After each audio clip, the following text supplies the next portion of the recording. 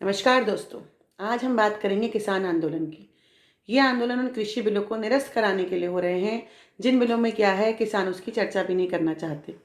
कृषि बिल में क्या है उस पर बात किए बिना एक कानून को रद्द कर देना कितना उचित होगा, इस पर विचार करिएगा। वो भी तब जब इतने सारे किसान यूनियन इनका समर्थन करते हैं।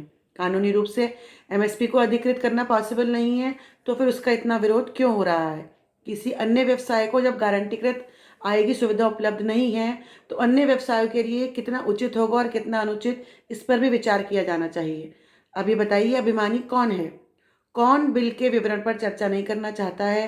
कौन काउंटर भाग से एक शब्द सुनने के लिए तैयार नहीं है और केवल अपनी ही मांगों को पूरा कराना चाहता है?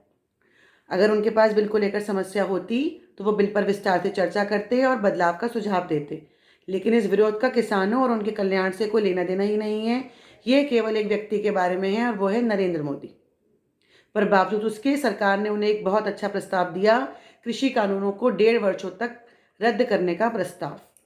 ये प्रस्ताव महाभारत के श्री कृष्ण का 5 गांव वाला प्रस्ताव था जो कि उन्होंने ठुकरा दिया। पर आखिर क्यों? क्योंकि इन सो कॉल्ड किसानों की नज़र मात्र पंजाब और हरियाणा का आने वाला विधानसभा चुनाव है। कांग्रेस सांसद नवनीत सिंह बिट्टू तथा विधायक इंद्रवीर सिंह जीरा की सिंधु बॉर्डर पर कल धरने के दौरान पगड़ी उछाली गई तथा उन्हें अपमानित करके वहां से खदेड़ दिया गया। रवनीत सिंह बिट्टू ने कहा कि ये करतूत खलिस्तानियों की है। उन्होंने कहा है कि खलिस्तानी तत्वों ने किसान आंदोलन को हाईजैक कर लिया है। केंद्र सरकार ने भी यही दलील सुप्रीम कोर्ट में दी थी। तब कांग्रेस ने सरकार पर किसानों को बदनाम करने का आरोप मढ़ दिया था।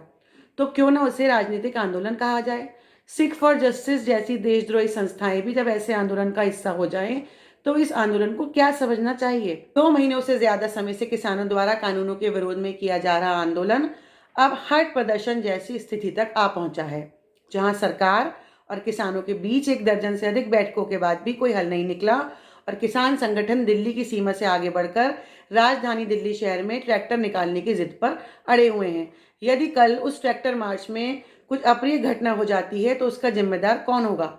टिकैत और योगेंद्र यादव जैसे कुछ लोग छोटे छोटे किसानों को भड़काकर कल यह हट प्रदर्शन करवा रहे हैं और उसमें यदि ईश्वर न करे उन लोगों पर कोई आंच आ गई तो इसकी जिम्मेदारी कौन लेगा? गणतंत्र दिवस जैसे अहम दिवस पर जब सुरक्षा एजेंसियों का सारा ध्यान शत्रुओं द्वारा पोषित आतंकी मंसूबों को नाकाम करने पर होना चाहिए, ठीक उसी समय उसी दिन इतनी बड़ी संख्या में कोई गैर संगठित गैर नियोजित रैली या प्रदर्शन करने की हट खतरनाक भी साबित हो सकती है।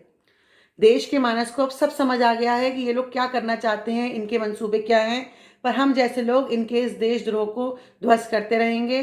धन्यवाद। जय हिंद। वंदे मातरम।